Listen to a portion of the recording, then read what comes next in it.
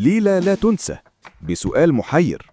فجر اليوم العالم كان بيشهد واحدة من أغرب وأكتر ليالي كرة القدم جنوناً. الأهلي المصري عملاق أفريقيا في مواجهة بورتو البرتغالي بطل أوروبا السابق. مباراة انتهت بنتيجة 4-4 وخرج منها الأهلي من مونديال الأندية. لكن المفاجأة إن السوشيال ميديا وجمهور الأهلي بيحتفلوا. نتيجة 4-4 دي لوحدها بتقولك إنك كنت بتشوف ملحمة كروية. بس الصدمة مش هنا، الصدمة إن الأهلي بالنتيجة دي خرج من مونديال الأندية. والأغرب من كل ده إنك لو بصيت على السوشيال ميديا أو حتى كلمت أي مشجع أهلاوي هتلاقي إن في احتفال كبير بالتعادل ده. احتفال بالرغم من الخروج من أهم بطولة أندية في العالم. هل ده طبيعي؟ هل ده منطقي؟ فريق بيخرج من بطولة عالمية وجمهوره بيحتفل؟ إيه اللي حصل بالظبط في ال90 دقيقة دول عشان يقلب الموازين ويخلي الخروج من كأس العالم للأندية يبان كإنجاز؟ ده السؤال اللي هنحاول نجاوب عليه النهاردة في ستاديوم بيت. الجزء الثاني، سيناريو الملحمة، رحلة الأدرينالين. عشان نفهم الظاهرة دي لازم نرجع لسيناريو المباراة اللي كل دقيقة فيها كانت فيلم لوحدها. الأهلي دخل المباراة دي بتوقعات صعبة جدا. الكل عارف قد إيه بورتو فريق أوروبي منظم وقوي وليه تاريخ في الشامبيونز ليج. المفاجأة كانت إن الأهلي هو اللي بدأ التسجيل. هدف أول ولع المدرجات وأشعل الأمل في قلوب الملايين. لكن بورتو بقوته المعروفة كان بيرد على طول بالتعادل. كل ما الأهلي يتقدم بورتو يعادل. مباراة كانت رايحة جاية زي لعبة الشطرنج، وكل حركة فيها بتزيد الشغف. الأدرينالين كان في أعلى مستوياته. الجماهير كانت بتتنفس أمل في كل هجمة.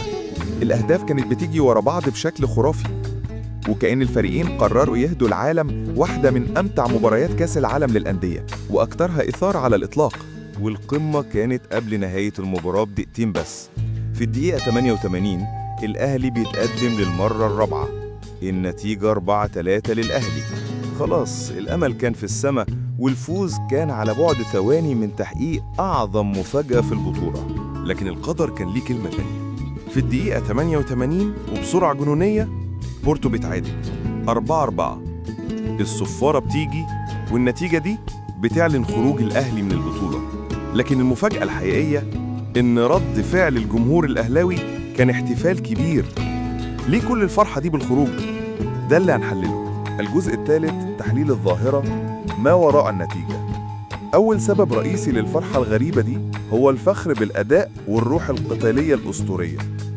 جمهور الأهلي مش بيبص بس على النتيجة النهائية كخروج، هو بيبص على إن فريقه اللي بيعتبره ممثل لأفريقيا كلها قدر يقدم أداء بطولي ومباراة للتاريخ قدام فريق أوروبي بحجم بورتو. الأربعة أهداف اللي دخلت مرمى بورتو دي في حد ذاتها بتدي إحساس بالفخر والاعتزاز. كأنهم بيقولوا إحنا خرجنا، أيوة، بس خرجنا بشرف ووريناهم مين الأهلي. إحنا مش فريق سهل الكسر، حتى لو سقطنا نسقط وإحنا واقفين ومقاتلين لحد آخر ثانية. ده بيعكس عقلية الأسد الجريح. تاني سبب هو التغلب على التوقعات السلبية. لما جمهورك بيكون داخل المباراة دي ومتوقع سيناريو صعب، يمكن هزيمة بفارق كبير أو أداء باهت، أي نتيجة أفضل من التوقعات دي بتتحول لانتصار نفسي. هل الأهلي كان متأخر 2-0 في الأول؟ لا، الأهلي هو اللي بدأ بالتسجيل، بس المباراة كانت رايحة جاية. ده بيدي إحساس إن الفريق كسر كل التوقعات وقدر يكافح ويتقدم أكتر من مرة. التعادل 4-4 في النهاية ده كان يعتبر إنجاز كبير وتفوق على أسوأ السيناريوهات المتخيلة اللي كانت ممكن تحصل. دي فرحة بتكسير حاجز الخوف من الخسارة الكبيرة. ثالثاً وهي الأهم، العاطفة الجياشة والارتباط بالهوية. بالنسبة لجمهور الأهلي، النادي ده مش مجرد فريق كورة بيكسب أو بيخسر، ده جزء أصيل من هويتهم، جزء من تاريخهم، وكيان بيعبر عنهم.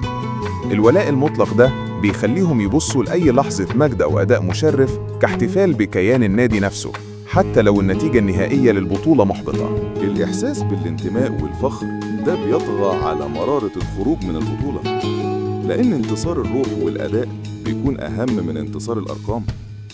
دي مش مجرد كورة، ده تاريخ، ده كيان، ده جزء من الوجدان. رابعاً، الرسالة القوية للمنافسين وللعالم.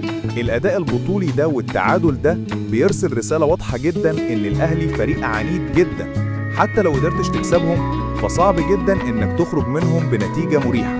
دي رسالة بتقول إحنا مش سهل إنك تكسبنا، حتى لو بنخرج من البطولة بنخرج وراسنا مرفوعة. وأخيرا فرحة اللحظة الراهنة والانغماس في الدراما. المشجع بيعيش اللحظة بكل جوارحه. في لحظة التعادل الرابع أو نهاية المباراة بالشكل ده الأدرينالين بيكون في أعلى مستوياته والمشاعر بتنفجر. المنطق بتاع إحنا خرجنا ممكن يتأجل شوية، والفرحة بالمتعة اللي عاشها والدراما اللي شافها بتسيطر على أي شيء تاني.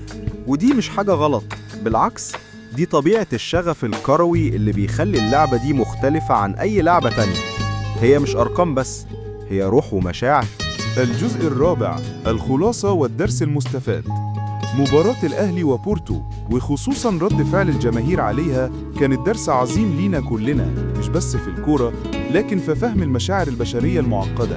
هي بتورينا إن في عالم كرة القدم النتائج النهائية مش هي كل حاجة. الأداء البطولي، الروح القتالية، العاطفة الجياشة والولاء ممكن يكون ليهم وزن أكبر بكتير من مجرد أرقام على لوحة النتيجة.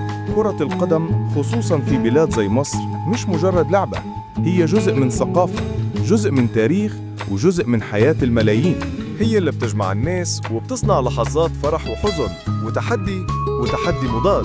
فالمرة الجاية اللي تشوف فيها جمهور بيحتفل بهزيمة أو تعادل مخيب من وجهة نظرك كخبير، افتكر إن في أبعاد تانية كتير للموضوع.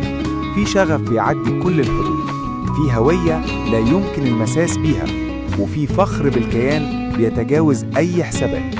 كرة القدم مش مجرد لعبة، دي حياة كاملة بمشاعرها المعقدة. ودلوقتي جه دورك انت يا بطل.